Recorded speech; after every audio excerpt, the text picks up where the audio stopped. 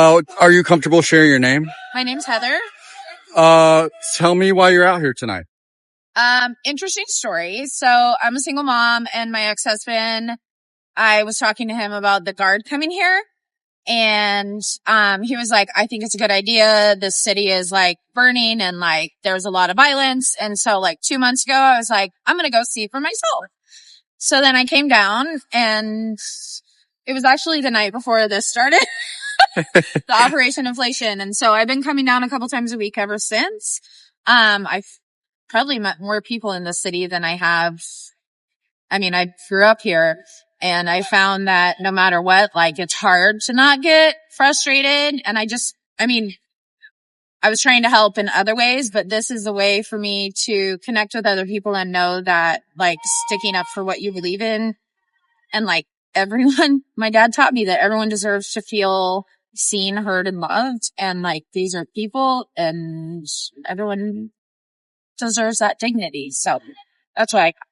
So speaking of the guard, they got blocked today. I don't know if you heard. They did. I saw that. How are you feeling about that? I'm relieved. Even though like the Oregon general said that even if they were deployed, they would be here to protect the citizens, which is what their job is. But, yeah, I'm proud of that judge for sticking to what they knew was right instead of doing what they thought they were supposed to do. 'Cause I'm seeing a lot of that. She was Trump appointed, I believe. Do it? I believe she was. Yeah, she was. She was Trump appointed. So he wasn't very happy about that. But I think that it's amazing that they did the right thing regardless, because it's not a dumpster fire. And, 5 years ago, it was a bad place to be, and it was a difficult place to be. Downtown Portland was terrifying. Mm-hmm. And the same person was president at that time, but that wasn't an issue at that point. So I try to talk to both sides. The other side says, like, we need law and order, and that's why they want the guard. The opposite side says the violence is coming from the state when they deploy pepper gas and CS gas. Where do you fall on that? Have you seen violence out here? Yeah. So I was here I don't know if you all heard about the naked bike ride. It was like a month ago. I was there. I didn't have a bike, so I was here at the end. And we were out here. Everyone was dancing. There was a band over here. And I think on the news there was a clarinet player that was interviewed because she was taken into custody and had some charges against her. So the whole way it started was they came out to let some cars out, and we were backing up, and the guy in front of me came and attacked the guy next to me, who happened to be Puerto Rican. And he's the one that started the whole thing. She tried to help him, and that's how she got taken. So I watched them tackle him. They were choking him while his arms weren't even secured, which I don't think is the way they're supposed to do that. And then there was a puddle. It was actually right there. Yeah, it gets and they turned him over and tried to shove his face down in there. And then they took him. And he and I are friends now, actually. We've connected online since. He's too terrified to come down here. But, oh, wow.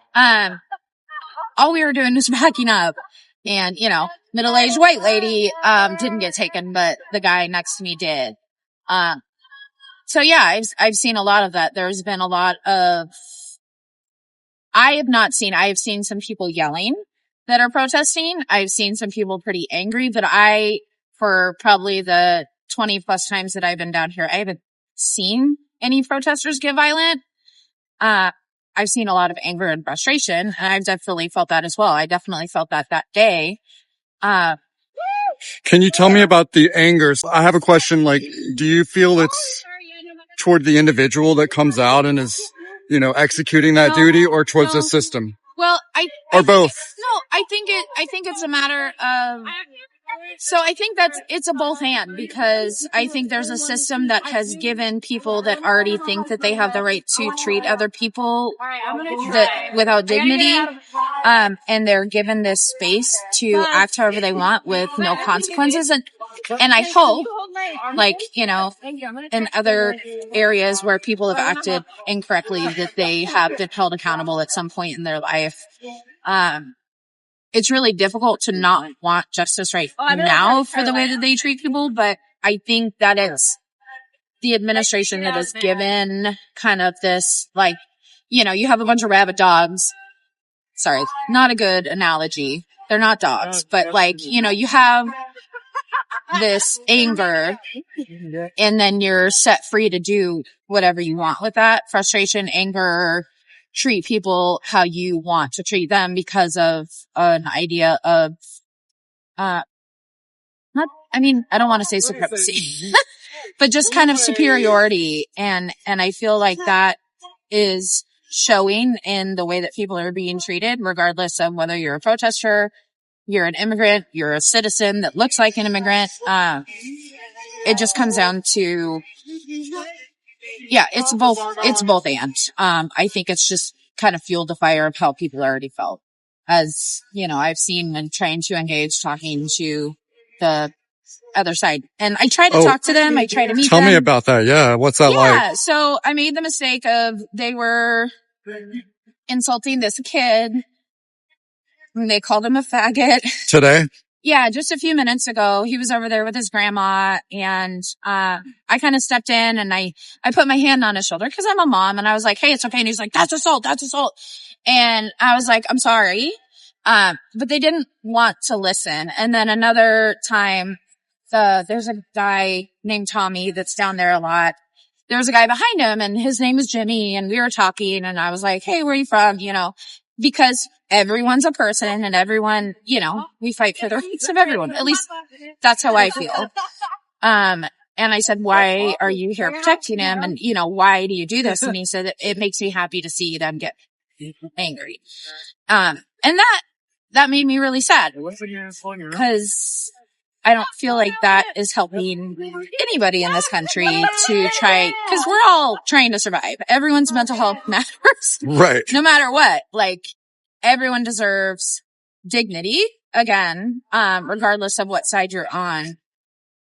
Hate doesn't get you anywhere regardless, so. Well, speaking of that mental health and like voicing your opinion, is this really about voicing your opinion or is there a goal to like obstruct ICE or to change Trump's policy at the end of the day? Like, well, I think ultimately, like, Portland is a sanctuary city and there are there's rules in place for how they're supposed to behave within our city. So our city specifically, is not being, like, they're not holding to those standards. Like, and I think for me, you know, everyone should obey the law. Everyone should have a chance to do it. You know, I was watching a live earlier today where this guy was deported.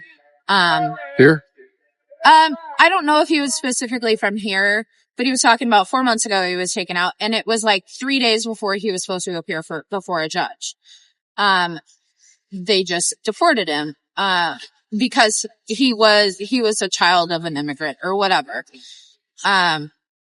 So I think at the end of the day, regardless of what city you're in, giving people the chance to actually have the due process that is constitutionally supposed to happen, and then to have, you know, that not happen. You know, just the other day, there's a van going out and they're banging on the windows and we don't know why they're being taken, who they are, or what's even happened. And, you know, if there is due process, if there is a trial, that is one thing, but like, these are still people.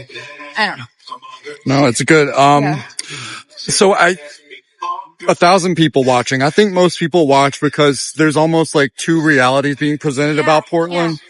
What's your message to people trying to understand what's going on here? I think that, like every city, Portland's a flawed city.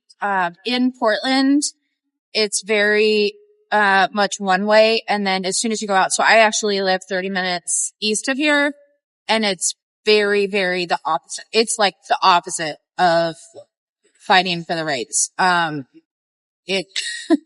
You know, there's drones above my kid's school and everyone's like, yeah, get him out of here. And it's very, very pro-ICE leaving the city. So I think for Portland, coming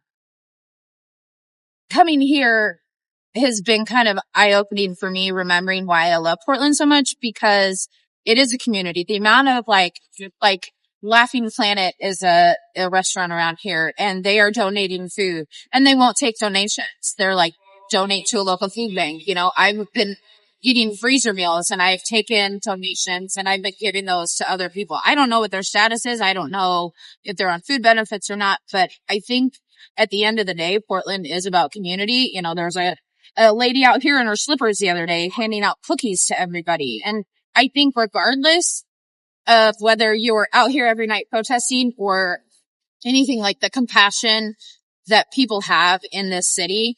I mean, Portlandia is very accurate. So if you ever watch that, it is pretty accurate, but it is, I think when we've been pushed, we've definitely shown up in a very Portland way, but also in a very compassionate way. So I see a lot of people saying, you know, this is just silly. You guys are just out here. You're doing nothing, but this isn't all that we're doing. You know, this isn't all I'm doing. But this is a way to have a community come together and to let them know you're not alone. We're not going to give up. And I'm going to get emotional, but, you know, because I can't imagine what a helpless feeling it has to be to feel isolated. They won't let lawyers in. They won't let anybody in. Unicorn is getting it on over there. But yeah, at the end of the day, Portland cares for people, and it is such a beautiful community. I mean, it was voted actually the number one cleanest city in the country a couple of weeks ago by OxyClean of all things. Wow. But yeah, so it was actually voted the cleanest city in the country.